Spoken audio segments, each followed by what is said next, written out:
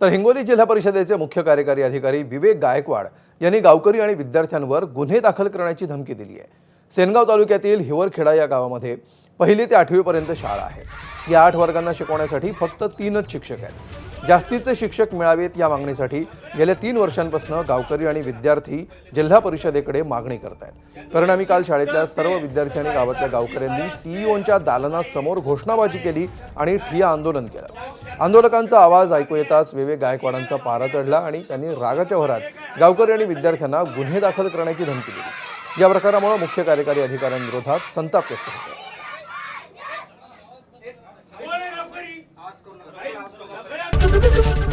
ABP माझा, उघडा डोळे बघा नीट।